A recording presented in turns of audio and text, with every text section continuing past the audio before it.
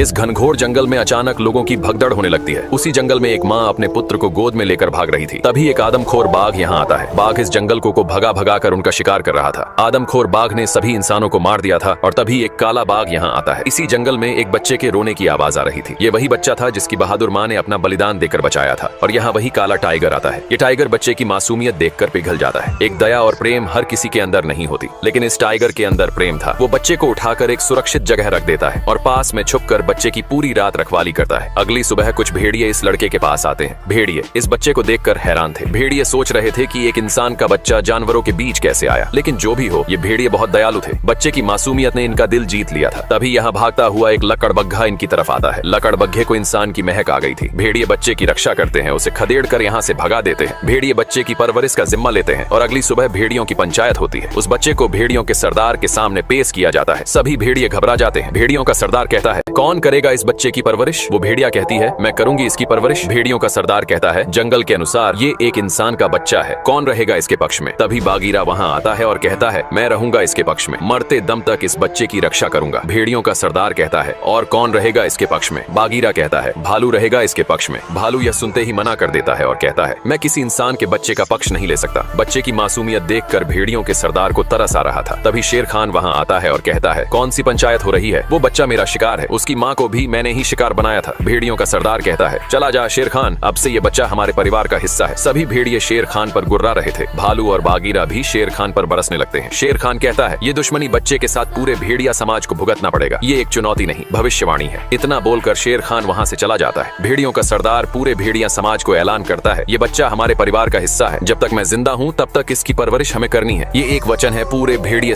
अब कई साल बाद दिखाया जाता है कि वह बच्चा बड़ा हो चुका था और उसका नाम मोगली रखा गया था। बगीरा मोगली को शिकार करने का तरीका बता रहा था कि किस तरह अपनी भूख मिटाने के लिए एक जानवर का शिकार करना है। बगीरा मोगली को बहुत प्यार करता था। तभी वहाँ भालू आता है। भालू मोगली को भेड़ियों की तरह फुर्तीला बनाना चाहता था, लेकिन मोगली को अभी बहुत कुछ सीखना बाकी था। भालू मोगली के साथ घूम रहा था। तभी मोगली को एक मरी हुई गाय दिखाई देती है। मोगली बहुत ज्यादा डर जाता है। भालू मोगली से कहता है कि यहाँ से भाग जाओ, क्योंकि ये शेर खान की चेतावनी थी। शेर खान उनके अंदर डर पैदा करना चाहता था। रात के समय फिर से एक पंचायत होती है। भालू कहता है, शेर खान ने हमें एक चेतावनी दी है। सभी भेड़िए डर जाते हैं और मोगली को यहाँ से भगाने की बात करते हैं, लेकिन मोगली की माँ कहती है, वह मेरा लाला है, मैंने उसकी परवरिश की है। अब भेड़ियों का सरदार भालू से कहता है, शेर खान एक लड़ाई चाहता है। भालू पूछता है, लेकिन लड़ाई किससे चाहता है? भेड़ियों का सरदार कहता है, मुझसे, क्योंकि मैं अब बूढ़ा हो चुका हूँ। बगीरा कहता है, मोगली को इंसानों की बस्ती में छोड़ देना चाहिए। भेड़ियों का सरदार कहता है, मोगली को अभ्यास करवाओ, उसे एक भेड़िए की तरह जाबांज बनाओ। अब अगली सुबह भालू मोगली को अभ्यास करवा रहा था, क्योंकि भेड़ियों की टोली मोगली को तभी अपनाएगी जब मोगली बिल्कुल